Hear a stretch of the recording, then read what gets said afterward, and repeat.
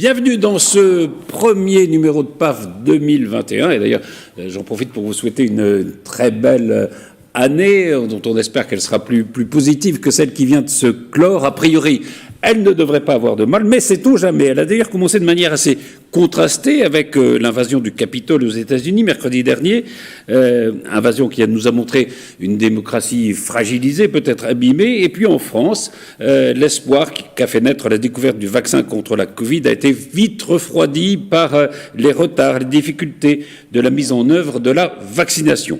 La démocratie fragilisée, le retard dans les vaccins sont deux des principaux thèmes que nous allons aborder aujourd'hui avec Alexandra Rossetti. Bonjour. Bonjour. Vous êtes la maire de Voisins-le-Bretonneux, vous êtes la vice-présidente aussi de Saint-Quentin en Yvelines. Sur le plateau, Laurent Bazory. Bonjour, bonne année à toutes et à tous. Bonne année. Et vous êtes adjoint au maire d'Elancourt et aussi vice-président de Saint-Quentin en Yvelines et président aussi de TV78. Et puis avec nous en visio, Amy Porter, bonjour. Bonjour tout le monde.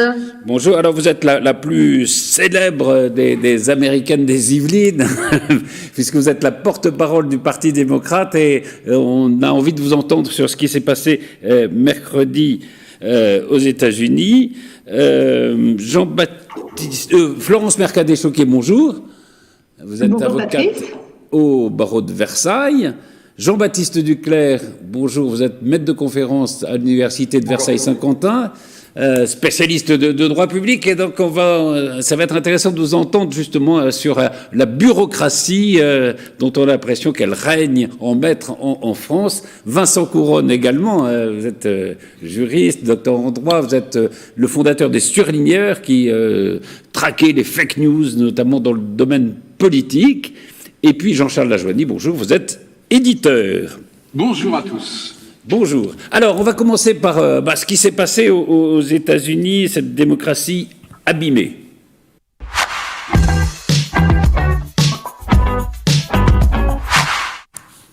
Alors, la journée de mercredi avait commencé avec une bonne nouvelle pour les démocrates, c'est-à-dire l'élection en Géorgie de 2 sénateurs qui permet au Parti démocrate et à Joe Biden d'avoir la majorité au Sénat. En tout cas, il y aura 50 sénateurs de chaque côté, mais comme la vice-présidente aura une voix prépondérante, il aura donc la majorité. Et puis, il y a eu cette invasion du Capitole. Vous avez regardé à la télévision ce qui s'est passé, ça vous a quoi? Sidéré, étonné, choqué? Alexandra? Oui, ça m'a choqué. Enfin, oui, absolument. Moi, j'étais extrêmement étonnée de la facilité apparente, en tout cas, avec laquelle ils sont rentrés dans ce sacro, c'est un lieu quand même sacro-saint de la démocratie. Oui, puis même, bon, il y a quand même eu 4 morts, hein, c'est pas rien, 5, ou 5, voilà. Bon, donc c'est absolument. Moi, j'étais atterrée, effectivement, atterrée. C'est assez atterrant. Moi, j'ai été évidemment, comme tous les Français et comme Alexandra ici, choqué. En même temps, je me dis également que ça nous renvoie à notre propre image et que ce risque existe aujourd'hui potentiellement en France. Ça va être intéressant. On va commencer par ce qui s'est passé aux États-Unis, mais ça va être intéressant de savoir si ça pourrait se produire en Europe, en France notamment. Amy Porter. C'était une cérémonie a priori formelle, où on annonçait les résultats du scrutin, donc l'élection de Joe Biden. Trump avait depuis longtemps dit que ça ne se passerait pas comme ça. Il a exhorté d'ailleurs dans un discours ses partisans à venir jusqu'au Capitole. Est-ce que vous pensez que c'est lui qui porte la responsabilité de ce qui s'est passé ? Bien sûr, il porte une grande part de responsabilité. Il n'est pas le seul. Il y a eu pas mal d'autres législateurs qui, dans son sillon, qui l'ont renforcé et surtout qui ont continué à mentir, même 2 mois après cette élection, qui a été qualifiée par l'administration Trump elle-même d'élection la plus réglo de notre histoire. Donc, ils ont continué à mentir pendant 2 mois en disant il y avait de la fraude, on m'a volé l'élection, et c'est ça qui a incité tous ces gens qui croient vraiment à ce mensonge. Et après, il les a incités à l'insurrection. C'est exactement l'article d'impeachment qui va être annoncé, je pense, demain ou mercredi, incitation à l'insurrection. Alors justement, cette procédure d'impeachment, oui, certains démocrates et même certains républicains y sont favorables. Est-ce que ça a un intérêt alors que Trump va quitter le pouvoir le 20 janvier et qu'il a assuré qu'il le ferait? Oui, il va quitter le pouvoir le 20 janvier, ça c'est certain. Mais on a tous vu ce qu'il est capable de faire. Alors, qu'est-ce qu'il est capable de faire dans les 9 jours qui restent? Je ne veux même pas y penser. Et en fait, on va procéder par étapes. L'impeachment sera la dernière étape. Si vous avez bien regardé ce qu'a dit Mme Nancy Pelosi hier soir à 60 Minutes, elle a dit que d'abord, elle demande à ce que Trump démissionne. Chose qu'il ne fera pas, parce que dans sa tête, il n'a rien fait de mal. Donc, il ne démissionnera pas. Après, nous avons le 25e amendement qui permet, dans le cas de l'incapacité d'un président, de le sortir de son rôle et de le remplacer temporairement par le vice-président. Ça, c'est le vice-président Mike Pence qui doit invoquer ce 25e amendement. Il a déjà dit qu'il ne le fera pas, en dépit du fait que cette émeute au Capitole mercredi appelait à ce qu'il soit pendu, le vice-président. Donc, très bien. Si il n'y a pas d'émission, s'il n'y a pas 25e amendement, après, la Chambre des représentants votera les articles d'impeachment, qui est un peu comme une inculpation. Après, ça passe au Sénat, où aura lieu le procès, à proprement dit. Et beaucoup de gens commencent à dire c'est peut-être pas une si bonne idée que ça, parce que une fois que les articles d'impeachment sont transmis au Sénat, le Sénat doit arrêter tout ce qu'il fait et ne faire que ça, ne s'occuper que de ça. Alors, si la présidence de Joe Biden démarre avec un impeachment, on se dit c'est peut-être pas ce qu'il y a de mieux. Il a d'autres chats à fouetter, il a beaucoup de choses à mettre en place avec son nouveau programme. Donc, votons les articles d'impeachment, mais on les envoie pas tout de suite au Sénat. On va les garder comme ça. Dans l'histoire, ça sera noté que Trump est le seul président à avoir été destitué, enfin avoir impeached 2 fois pendant un seul mandat, en sachant qu'on pourra attendre les 100 premiers jours de Biden avant de transmettre au tribunal. Et oui, les experts juridiques que moi j'ai consultés m'indiquent qu'on peut tout à fait tenir le procès pour impeachment d'un président qui est déjà sorti du mandat. Mais alors, est-ce que c'est pas... Parce qu'il y a beaucoup de républicains, de partisans de Trump, qui disent, au fond, cette procédure d'impeachment, c'est une façon, justement, de ruiner la carrière de Trump, de quelqu'un qui a quand même, pour lequel, 76 millions d'Américains ont quand même voté. Après ce qui s'est passé mercredi, personnellement, je ne vois pas comment une seule personne, qui soit républicain ou démocrate, puisse désirer que ce personnage monte à nouveau dans une position de responsabilité. La procédure d'impeachment lui-même ne donne pas d'inéligibilité à Trump, mais permet un vote dans une autre résolution pour l'empêcher de se représenter à quelques mandats que ce soit. Je ne sais pas si en France on mesure la gravité de ce qui s'est passé mercredi. Quand vous parlez avec des Américains, ils se disent, j'ai l'impression que c'est encore le 9 septembre, que c'est quelque chose qui a vraiment frappé au cœur de notre, comme Joe Biden lui-même a dit, qui a frappé le citadelle de la démocratie. Les gens sont traumatisés et ils veulent qu'il y ait, je ne dirais pas punition, mais que quelqu'un soit tenu de responsable. On ne peut pas juste passer en disant, bon, il sera parti dans 10 jours, on ne va rien faire. Ils ont déjà fait ça avec l'impeachment il y a 1 an, en disant, vous avez vu, il a compris la leçon et il ne fera rien de mal. Et regardons, nous en sommes maintenant. Donc, même si c'est symbolique, les démocrates ont cette idée, cette notion, ce sentiment qu'il faille vraiment que quelqu'un soit tenu pour responsable de ce qui s'est passé. C'est une tragédie et c'est un assaut à la démocratie américaine. Ces gens-là voulaient empêcher les résultats d'une élection dûment tenue à être mise en place.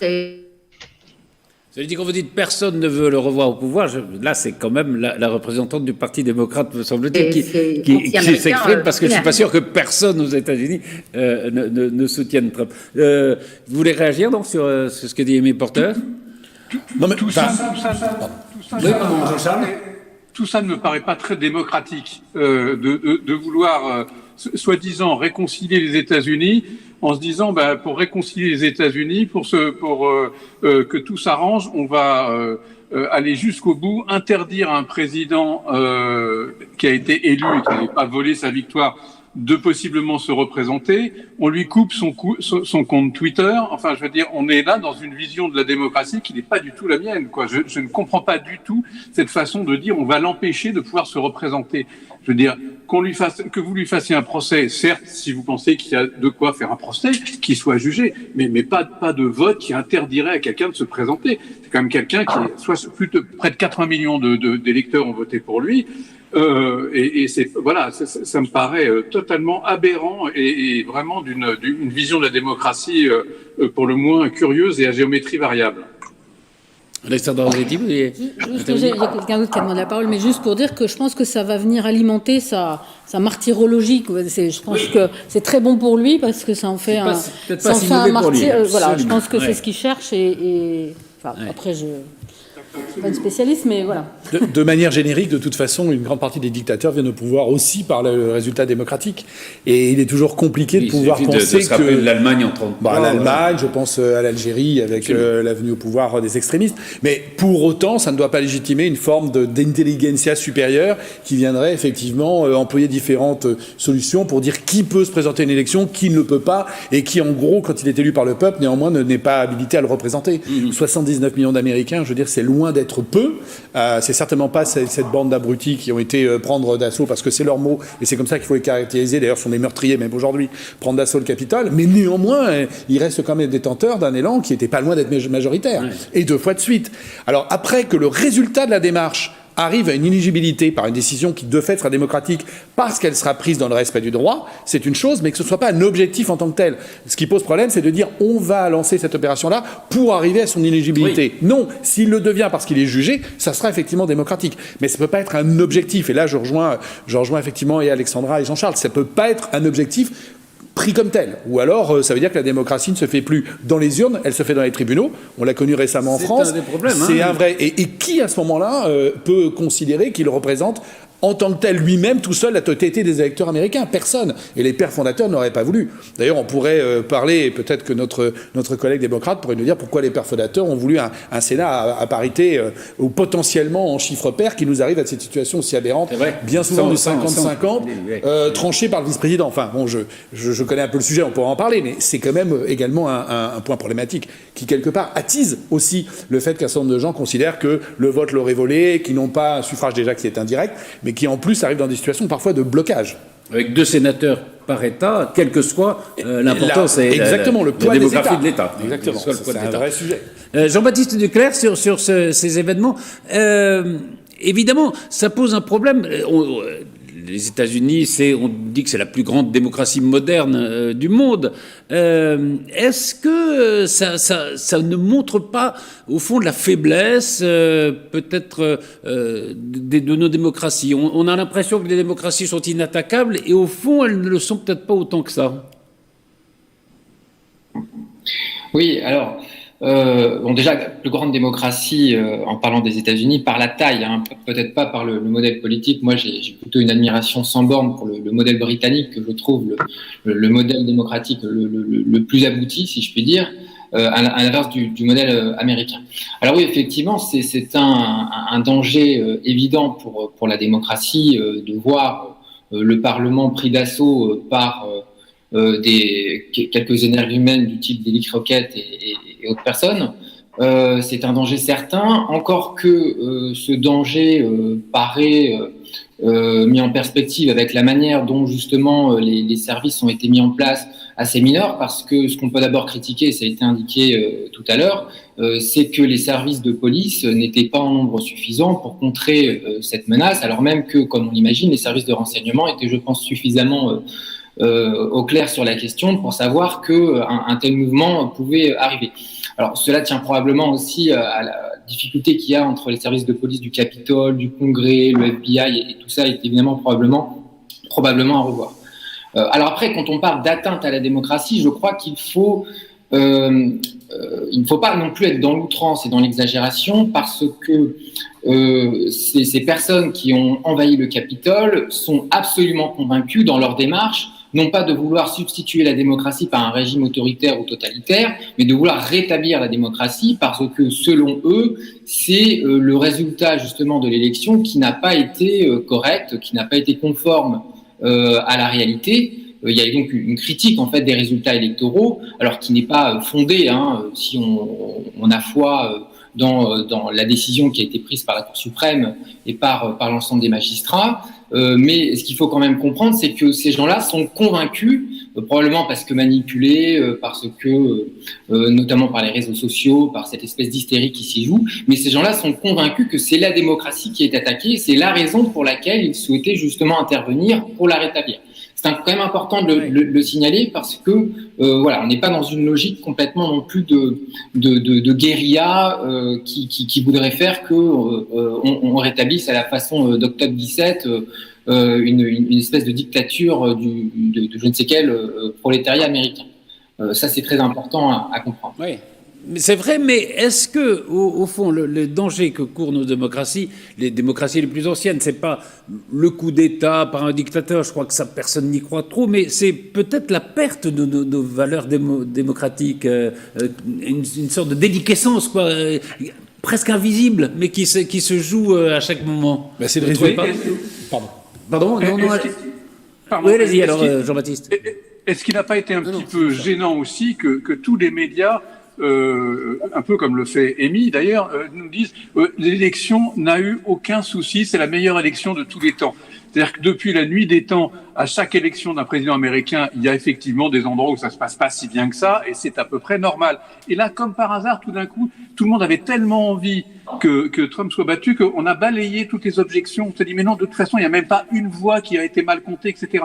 Donc, il y a aussi eu un sentiment, sûrement de la part de certains électeurs républicains qui se sont dit, mais on est vraiment en train de nous prendre pour des abrutis, quoi. Comment penser que pas un seul bulletin n'a été mal compté? C'est une opération absolument magique. C'est le Saint-Esprit qui est descendu sur cette élection. Et donc ça, les médias sont extrêmement responsables d'avoir tellement enjolivé, d'avoir tellement été dans le camp anti-Trump, d'avoir pendant des mois dit qu'il serait battu, que ce serait ridicule. Après, ils ont dit mais non, mais il n'y a pas la moindre faute. Il y a quand même une absence de prise en compte de la réalité qui a pu aussi, ça ne l'excuse pas, mais qui peut quand même expliquer que certains républicains et certains trumpistes, parce qu'il ne faut pas confondre trumpistes et républicains, je pense, se soient sentis un petit peu floués par cette opération. Oui. Florence Mercadet. Oui, alors moi, absolument pas. Laissez pas. Je suis désolée. Il y a eu 63 procès entre le 3 novembre et aujourd'hui. 63 fois, l'équipe Trump est allée au tribunal. Ils ont eu zéro preuve de fraude. Je ne vous dis pas qu'il n'y avait pas un bulletin ou deux qui a causé problème. Et d'ailleurs, on a trouvé 2 personnes en Pennsylvanie qui ont tenté de voter pour Trump pour leur maman qui était décédée. Donc, il y a eu quelques erreurs. Ce que je vous dis, c'est qu'il n'y a pas eu fraude massive. Et ce que Trump a dit depuis même avant l'élection en disant « je ne peux perdre que si c'est truqué », il a mis ça dans la tête des gens. Et encore mercredi, après que le Capitole a été rétabli et que les législateurs sont revenus pour voter l'élection, il y avait Ted Cruz et Josh Hawley, 2 sénateurs, qui ont continué à dire « Nous pensons qu'il y a eu fraude parce qu'il y a allégation de fraude. » Je suis pas avocat, mais on ne va pas au tribunal avec des allégations, on y va avec des preuves. Il n'y a aucune preuve. Donc arrêtons de dire que oui, peut-être qu'il y a eu problème. Il n'y a pas eu fraude massive dans cette élection. Point. Les tribunaux, y compris un tas de juges qui ont été nommés par Trump, ont dit « Sortez de mon tribunal, vous n'avez aucune preuve. » Oui, c'est vrai que tous les recours ont été rejetés. Florence Mercadet, Vincent Couronne, justement, si on élargit un peu, enfin, si on sort de la situation purement américaine, est-ce que cet épisode peut nous faire dire que les démocraties sont plus fragiles qu'on ne le pensait ? Écoutez, moi, je ne pense pas, parce que la démocratie aux États-Unis sort plutôt vainqueur, dès lors que il y a eu il y a des actions qui ont été faites. Il y a les village people assassins, puisqu'il y a quand même 5 morts, et ça, on le dit pas suffisamment. Ces personnes ont été arrêtées, vont être jugées. Et c'est pour ça que je pense que le fait de poursuivre Trump en impeachment est parfaitement légitime, puisque c'est lui qui a incité à l'insurrection. Donc, il n'y avait pas de raison que ce soit le seul à ne pas être jugé dans cette affaire. Et s'agissant de nos démocraties à nous, je pense que c'est quand même relativement solide il faudrait se souvenir que les Gilets jaunes avaient tenté de prendre d'assaut l'Assemblée nationale, avaient tenté de prendre d'assaut aussi un ministère, je ne me souviens plus lequel. Ils avaient été arrêtés. Je pense que la démocratie va sortir renforcée, et j'espère qu'elle sera renforcée aux États-Unis de par ces événements. Et je peux pas être d'accord avec Jean-Charles, ni même avec Jean-Baptiste. Quand il dit que ces personnes-là avaient des raisons légitimes de prendre d'assaut la Maison Blanche.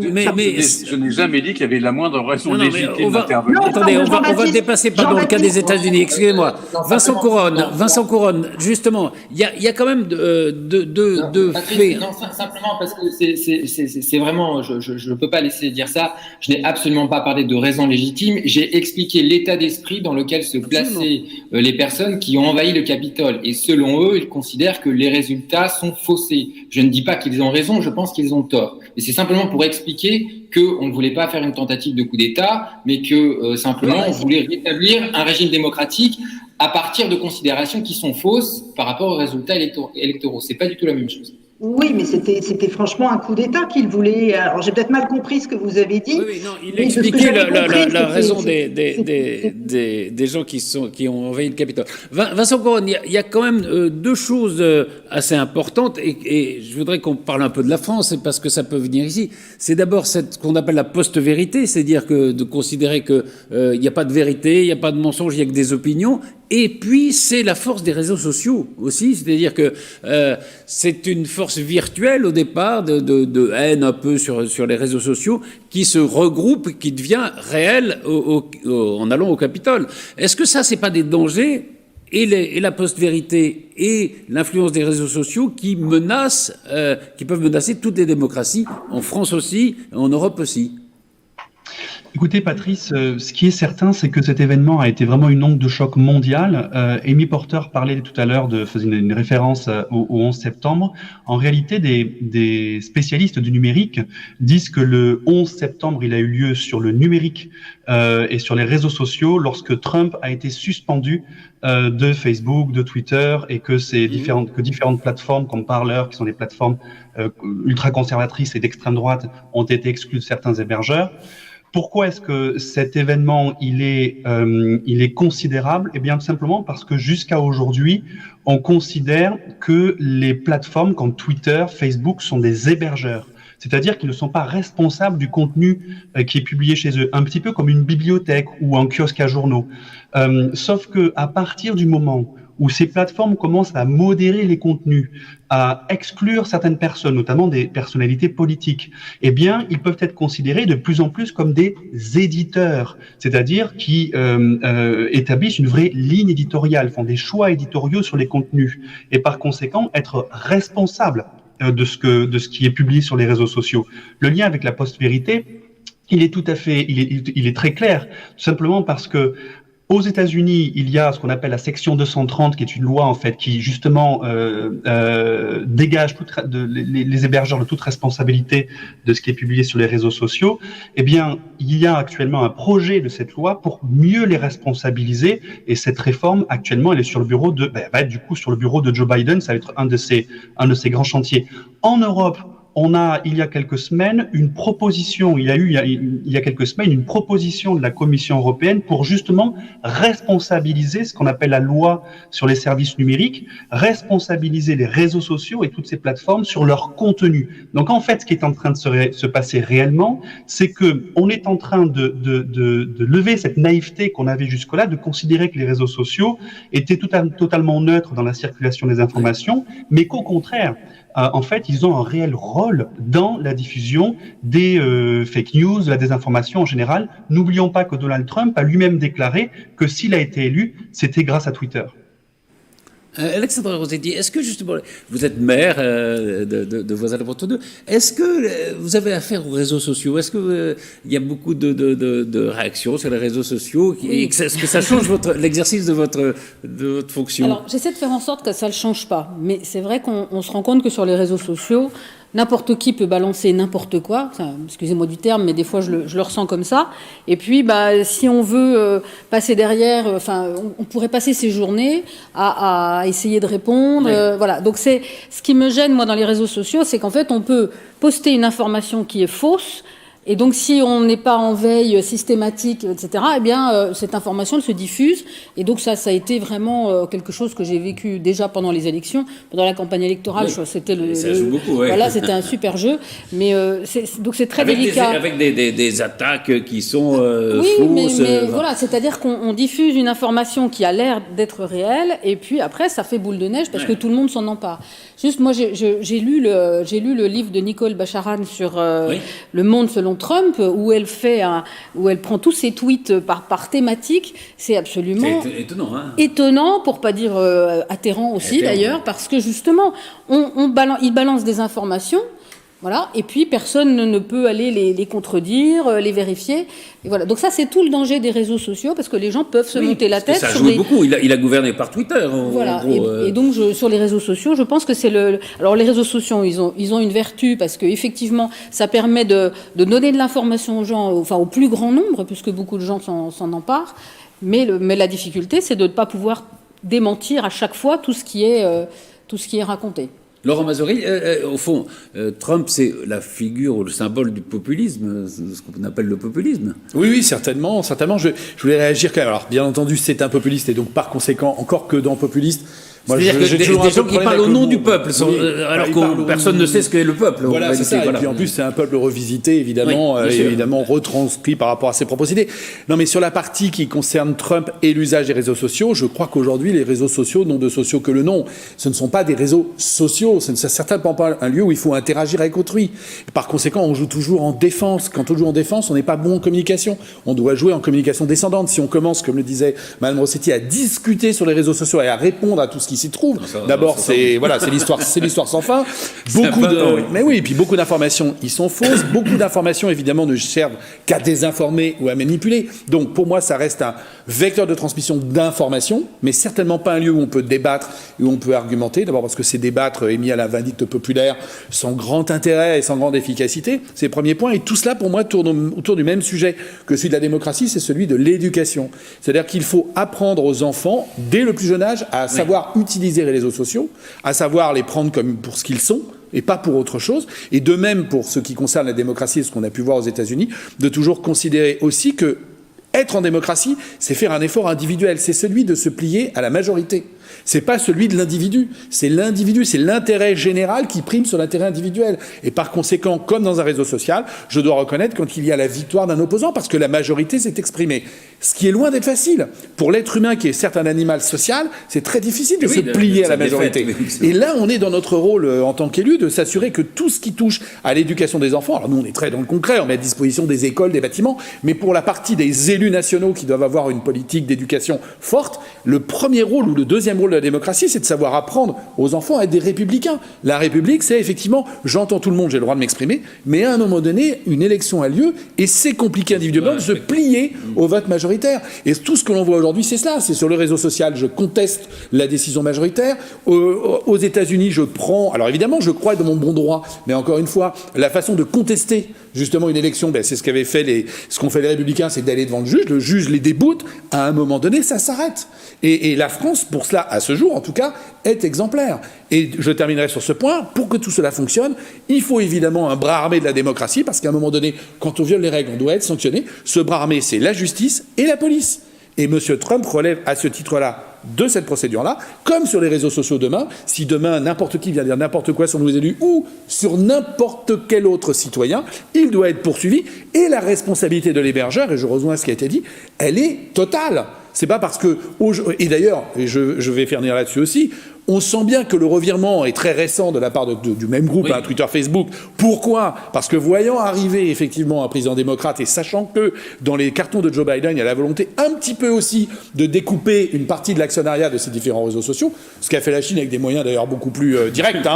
Ils savent faire, ils font disparaître les présidents, c'est beaucoup plus efficace. Il y en a un qui a disparu. Tout d'un coup, Facebook, Twitter et Instagram deviennent des modérateurs en se disant « Mon Dieu, que va-t-il m'arriver ?» Je vais donner l'exemple. Ce qui d'ailleurs, et vous avez raison, quelque part ne fait que les plonger encore plus dans une forme de responsabilité, puisque en montrant l'exemple de la modération, ils montrent bien effectivement que ce sont des éditeurs et non plus des hébergeurs. Donc ils vont tomber certainement sous le coup de très mauvaises surprises de ce qui arrive, et ce que j'espère bien que M.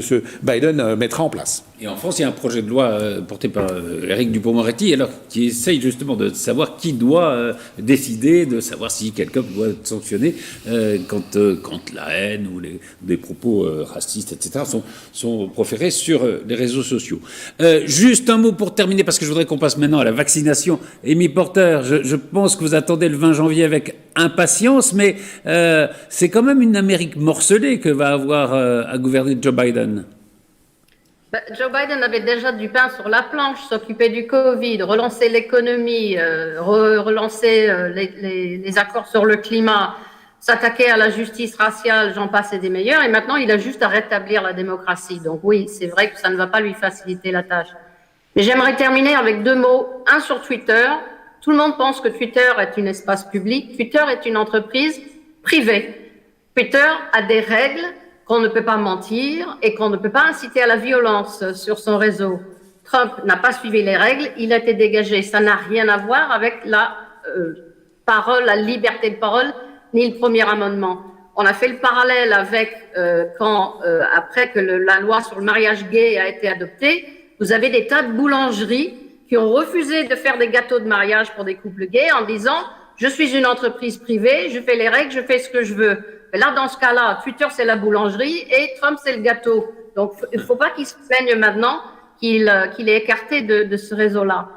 Et pour terminer, je dirais juste que si vous regardez bien les images qui sont en train de sortir là, maintenant, dans les derniers jours, et les déclarations des centaines d'émeutiers qui ont déjà été arrêtés, je pense que les gens ne mesurent pas qu'il y avait parmi ce groupe-là des gens qui sont venus pour assassiner des dirigeants.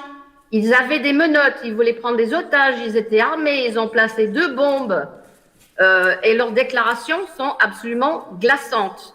Donc, on était à quelques minutes, voire quelques secondes d'un bain de sang, non pas seulement de toute la ligne de succession des États-Unis, Pence, Pelosi, Grassley, qui étaient tous dans le même immeuble, mais des centaines de législateurs qui étaient cachés sous leur chaise. Donc, ne minimisons pas cet assaut, c'était pas juste un tas d'idiots qui ont mis leur nom et leur endroit sur les réseaux sociaux permettant au FBI de les récolter 48 heures après, ce qui est en train de se passer, mais qu'il y avait vraiment un désir de faire disruption et de changer le pouvoir.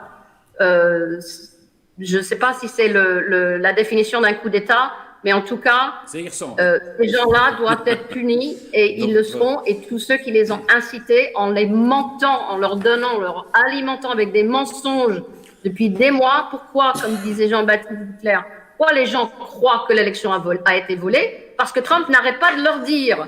Donc cette notion d'il y a des allégations, mais c'est lui qui donne les allégations. Donc il ne peut pas maintenant dire « moi j'ai rien dit ». Il le dit depuis des mois et il en est coupable. Ok, on va clore là ce chapitre américain, mais qui concerne évidemment tout le monde. C'est pour ça que je souhaitais en parler. Et on va aborder la deuxième question de cette émission, c'est-à-dire la vaccination et un peu le grand foutoir qu'on a vu en France.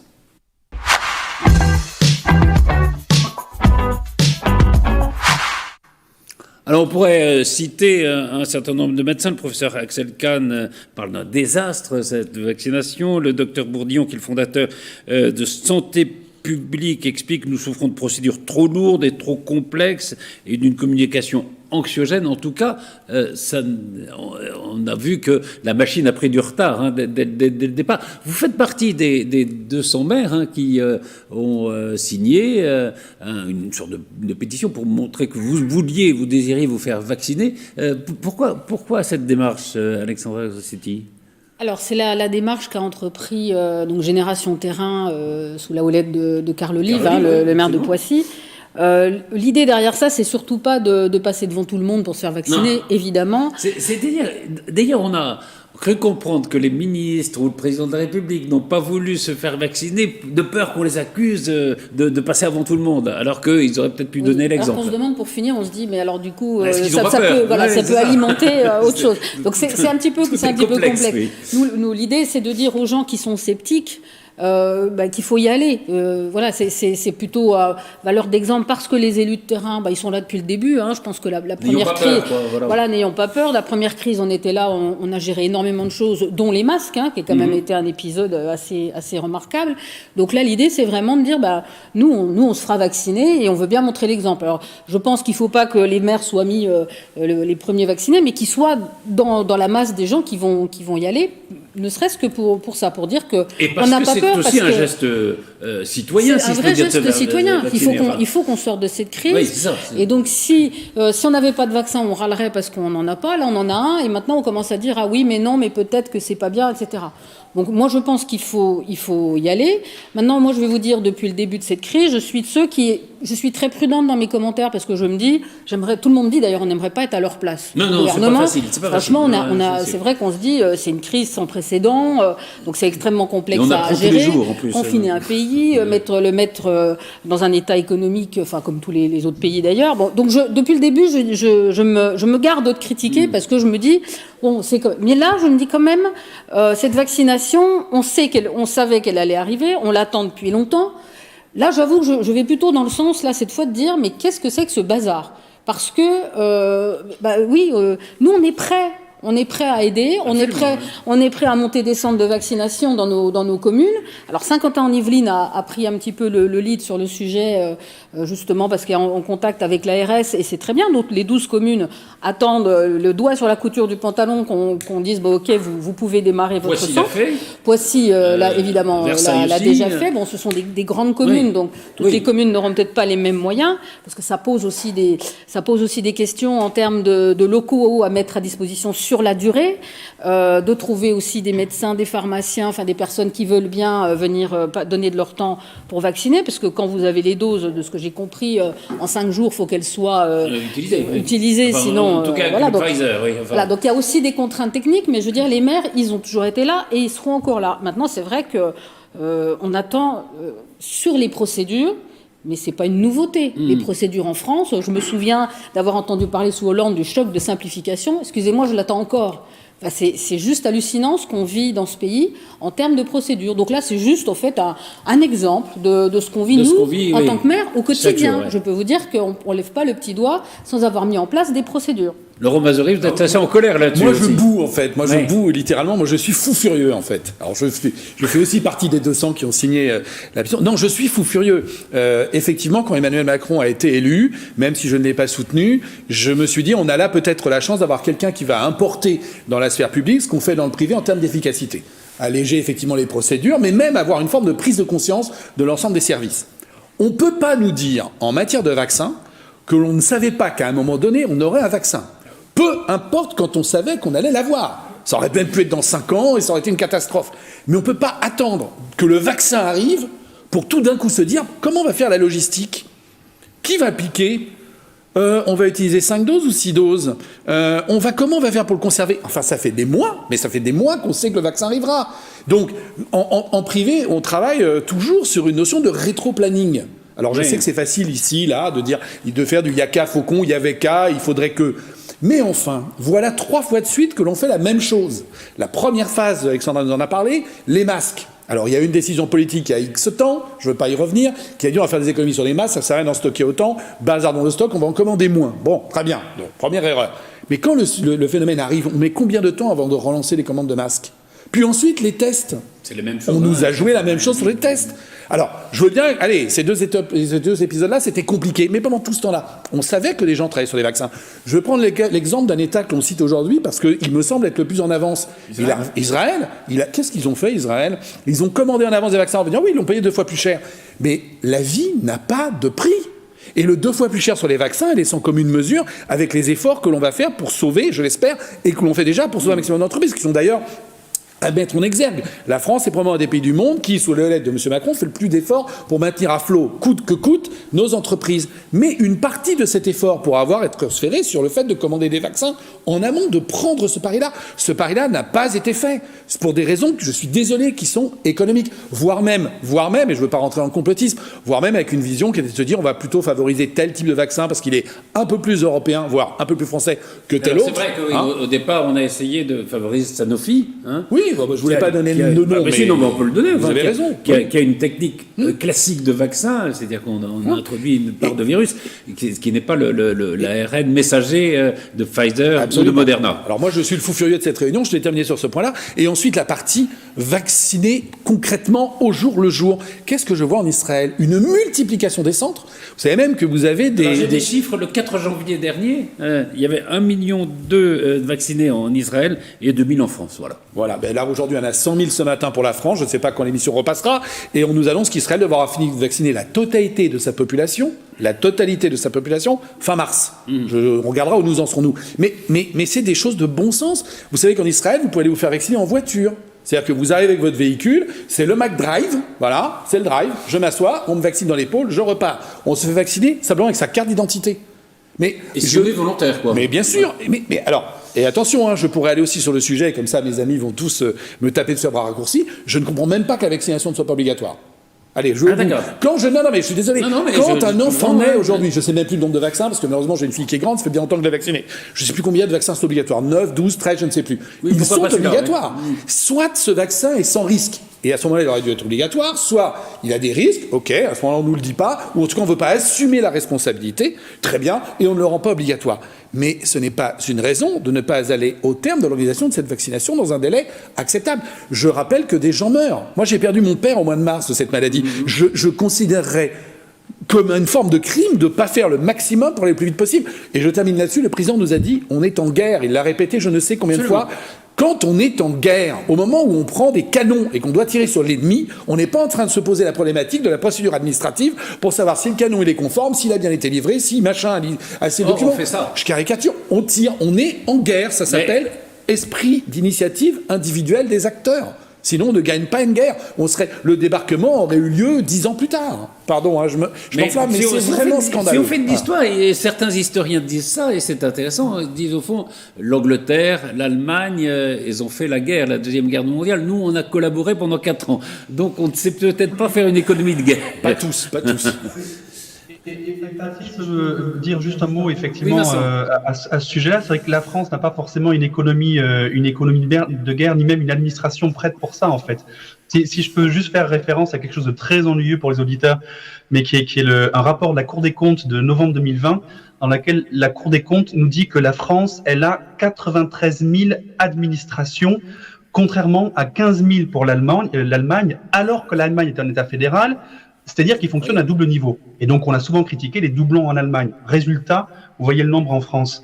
La Cour des comptes a dit clairement dans son rapport que ces 93 000 entités administratives qui existent en France ne permettent pas de flécher les décisions et les moyens en fonction des priorités politiques. C'est écrit noir sur blanc dans ce rapport de la Cour des comptes, et c'est dans le sens de ce que disait Laurent tout à l'heure, c'est-à-dire c'est ce qui fait que, en fait, on n'est pas en mesure d'avoir la flexibilité et la prise de décision suffisante pour faire face à cette épidémie.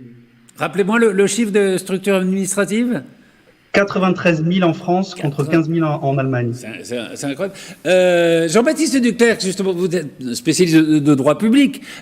Cette bureaucratie, cette accumulation d'autorisation, de précaution, est-ce que vous pensez qu'elle est réelle? Et qu'elle est peut-être nécessaire, j'en sais rien d'ailleurs. Oui, moi je crois qu'il faut peut-être pas exagérer tous les mots qui sont propres à l'administration française et qui sont parfaitement réels. Là, je crois que tout simplement, en fait, au niveau décisionnel, le président de la République s'est surtout appuyé sur le conseil scientifique, qui donc a donné ses conseils très avisés sur la tactique à suivre par rapport au vaccin. Mais, et d'ailleurs, beaucoup d'entre eux l'ont admis, il n'y avait pas de personnes compétentes en logistique au sein de ce conseil. Et donc, je crois que tout simplement, l'erreur vient de là. Elle vient tout simplement que l'État n'a pas justement mobilisé parmi les nombreux services dont il dispose, supposé même qu'il ait les autorités compétentes, les personnes justement pour faire les bons choix. Donc je crois qu'en fait le problème est assez simple et en même temps finalement assez grave. Juste pour un mot, ce matin, nous avons reçu 2 fois 500 000 doses. Nous avons été livrés d'1 million de doses. Nous avons vacciné 100 000 personnes. Voilà. Juste, c'est QFD. Enfin, voilà. Il faut trouver les aiguilles maintenant. Ah oui, on a un problème avec les aiguilles. On va créer un comité en charge de décider. Oui, je crois qu'il y a un comité d'ailleurs qui est créé. De 35 citoyens qui vont nous expliquer de quelle taille doivent être les aiguilles. Le président de la République demande d'être conseillé par d'ailleurs une structure privée. En plus, on nous a fait la Convention citoyenne sur le climat, et maintenant on a 35 personnes. Et au nom de quoi ces 35 personnes nous représentent-ils? Les seules personnes... Alors, désolé, évidemment, les élus représentent le peuple. Mais nous, mais surtout les autres. Enfin, c'est quand même... Là, on revient sur le sujet de la démocratie. Alors, c'est un gadget de communication, je comprends bien l'opération. C'est une forme de déresponsabilisation. Ça donne l'impression, une nouvelle fois, d'être dans ce qu'appelait Ségolène Royal la démocratie participative. Mais non, moi, je ne suis pas pour une démocratie participative. Je suis pour une république. C'est pas une démocratie participative. Notez les chiffres. On n'est pas tout à fait d'accord. Il y a en France 348 sénateurs, 577 députés, 1760 conseillers régionaux, 4000 conseillers départementaux, 35 000 maires, 520 000 conseillers municipaux. Est-ce qu'on a besoin de 35 personnes en plus Et encore, c'est pas le nombre de ces gens-là qui me semble le plus choquant, c'est le nombre des administrations dont on a parlé tout à l'heure. Le nombre des administrations. Est-ce que on est vraiment, Jean-Charles Lajoigny, est-ce que c'est vraiment le mal français qui se développe dans cette campagne de vaccination? Oui. Je crois qu'on est vraiment à la quintessence de l'absurdité. C'est-à-dire que le discours du gouvernement est absolument incompréhensible et totalement incohérent. Par exemple, juste un exemple, ce vaccin, on a tous les pharmaciens qui vaccinent à tour de bras, qui vaccinaient l'année dernière à tour de bras contre la grippe.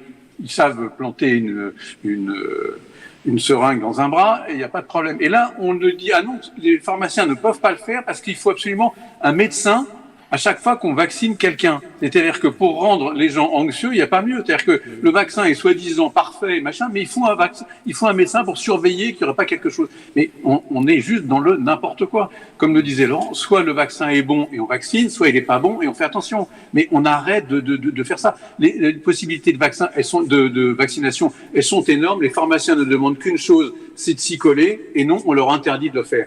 Donc, voilà. Dans tous les autres pays, ça se passe bien. En France, ça se passe mal. Mais pourquoi? Parce que systématiquement, il y a cette trouille des politiques. Alors, peut-être que les deux élus ici présents pourront nous en parler. Mais il y a visiblement cette crainte pénale à chaque fois qu'il y a une décision qui est prise, qui est de dire, oula, attention, si on fait ça, on va nous faire des procès, on va nous traîner en justice, etc. C'est absolument terrible. Et ça, c'est absolument monstrueux comme idée. Alors, il faut arrêter avec ça. Et puis, en plus, là où moi j'en veux terriblement à Macron, mais ça dépasse le simple truc des vaccinations. Et moi, à l'inverse de Laurent, j'ai voté Macron et je ne le regrettais pas jusqu'à il y a peu. Mais franchement, je veux dire, gouverner, à un moment, on peut dire que c'est prendre des décisions impopulaires. Lui, il ne prend pas les décisions et va finir impopulaire. Alors franchement, on se dit, mais quel gâchis! Quel gâchis! C'est-à-dire qu'il n'y a pas de courage politique. Et puis, on a Castex, alors là, qui a pas animer un théâtre une fois par semaine avec son masque, je retire mon masque, etc. On est juste là dans l'absurdité gouvernementale et permanente. Donc, on nous dit juste dire à Jean-Charles que je n'ai pas voté Macron au premier tour. Ouais. J'ai bien de préciser. Avant de vous laisser la parole, je veux dire, Amy Porter, les États-Unis sont assez en tête, enfin, dans l'épisode de vaccination. Vous avez, je suppose, des amis qui ont déjà été vaccinés. Racontons les choses simplement. Est-ce que vous avez eu vent d'effets secondaires, de choses qui se seraient mal passées ou pas? Alors, c'est fascinant cette conversation parce qu'on est en train de se plaindre du fait que En France, tout est centralisé, la bureaucratie est très lourde, etc. Les États-Unis ont fait le contraire. Ils ont dit aux 50 États, tenez, voici le vaccin, débrouillez-vous.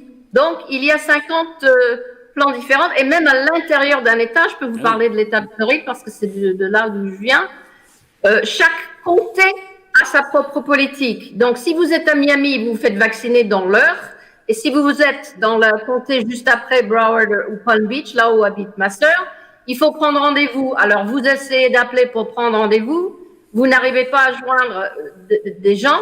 Donc, mon beau-frère s'est fait vacciner mercredi dernier. Il avait un rendez-vous, il a attendu dans sa voiture pour le drive.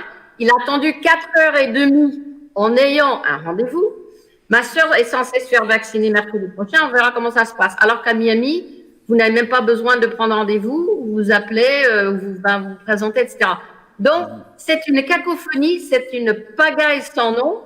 Donc, quelque part, je me dis, centralisé au niveau fédéral, ça pourrait pas être pire. Mais c'est vrai que moi, ça fait 34 ans que je suis en France. La bureaucratie française, quand j'ai demandé ma nationalité française, ça, on pourrait faire toute une émission dessus. Combien d'années ça m'a pris. C'est vrai que quand j'ai entendu parler qu'il fallait attendre 4 jours après avoir donné son accord, après avoir visité son médecin, et je me suis dit, mais on hallucine, on est tombé sur la tête. Moi, je me fais vacciner demain. Je vais à la pharmacie, je tends le bras, terminé. Donc, c'est vrai qu'entre les deux systèmes, je ne sais pas, peut-être l'Israël ou l'Allemagne, il y a des gens qui ont fait ça mieux. Moi, je me souviens à l'époque de H1N1, je suis allée à Saint-Germain-en-Laye où ils avaient transformé un gymnase en centre de vaccination. Il n'y avait pas de rendez-vous. On s'est présenté avec mon époux et nos 2 enfants. À l'époque, ils étaient petits. On s'est fait vacciner. Ça s'est très bien passé. Je ne comprends pas pourquoi, avec l'expérience passée, on hésite tant à mettre en place un système qui fonctionne. Juste en ma qualité de fact-checker, je suis obligé d'intervenir. Mais Amy, le délai de 4 jours avant d'être vacciné, ça c'est une information qui a circulé, mais qui est complètement fausse. Hein. Une fois que on a vaccin le médecin, il n'y a pas de délai de rétractation ou quoi que ce soit. Bah, très bien, tant mieux, parce que franchement, c'était... Il y a plein d'autres problèmes. Il y a plein d'autres problèmes. Celui-là, heureusement, c'en est pas. Des informations. Oui, autant éviter les faux problèmes tout de suite. Florence Mercadé-Choquet, est-ce que justement... Je crois que ce délai existe dans les EHPAD. Et seulement dans les EHPAD, quand on demande à une personne âgée si elle veut se faire vacciner, je crois qu'il y a un délai. Il y a parfois les familles qui doivent intervenir. Ouais. Moi, je crois qu'il a été soulevé partout, mais ce qui est intéressant, c'est qu'on voit bien qu'ici, on est plutôt des gens qui sont supposés être ce qu'on appelle des sachants, et qu'on est déjà avoir 3 informations différentes. Ça prouve bien que la problématique aussi de l'information, elle est catastrophique sur ce sujet-là. La preuve, hein. Florence Mercadé-Choquet, est-ce que au fond, cette centralisation française, c'est pas ça le problème? Évidemment, je n'arrive pas à comprendre, enfin je suis tout à fait d'accord avec Laurent Mazori, et avec Jean-Charles, pour une fois. Comme quoi, tout arrive. Et je n'arrive pas à comprendre que les mairies n'aient pas la possibilité, je pense, dans toute ville, il y a un gymnase, il y a une salle des fêtes. Je ne comprends pas pourquoi on ne livre pas les vaccins à la mairie ou directement dans ces centres-là et qu'on laisse les maires. De toute façon, tout le monde a la même information. C'est pas comme aux États-Unis où chacun, dans chaque État ou dans chaque comté, peut avoir sa propre procédure. Là, c'est une procédure équivalente sur l'ensemble du territoire français. Et après, c'est un problème d'organisation. Et effectivement, cette centralisation au surplus qui a été, moi, je suis scandalisée par la façon dont ça s'est passé, sur ce manque de logistique, ce manque d'anticipation. On a l'impression qu'ils sont complètement aveugles ou tétanisés, j'en sais rien, mais je ne comprends pas du tout ce retard et cette absence de collaboration avec les départements ou avec directement les mairies. Je pense que si on avait fait ça, il y aurait déjà des centaines de milliers de personnes qui seraient vaccinées. Donc cette centralisation et l'absence de communication et de coopération est affligeante.